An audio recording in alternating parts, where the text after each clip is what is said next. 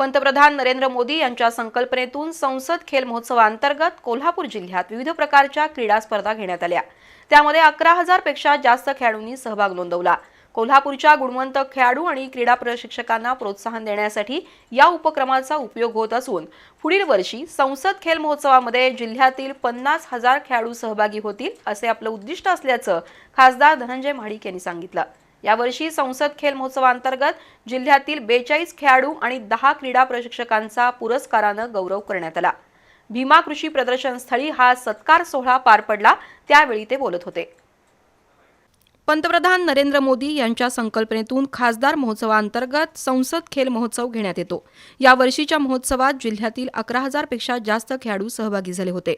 त्यातून उल्लेखनीय 42 खेळाडू आणि 10 क्रीडा प्रशिक्षकांची निवड करण्यात आली आहे। या खेळाडूंना आज कृषी प्रदर्शनाच्या मंचावर पुरस्कारानं सन्मानित करण्यात आलं।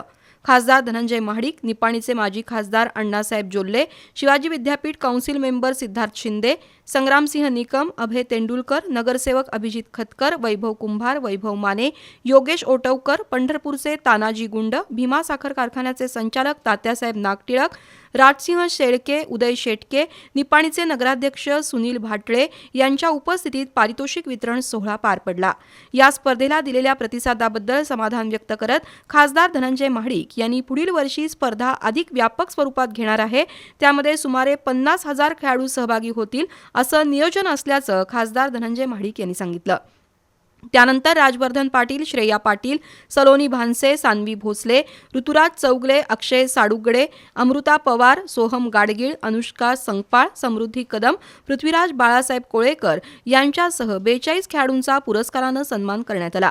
तसंच दीपक पाटील, संदीप जाधव, विशाल पाटील, मनीष मारुलकर, स्वरूप माने, अपर्णा महाडिक, विश्वास चोपडे, संग्राम चव्हाण, अमर कारंडे, जयराम जाधव यांच्यासह अन्य प्रशिक्षकांना पुरस्कार देऊन सन्मानित करण्यात आलं।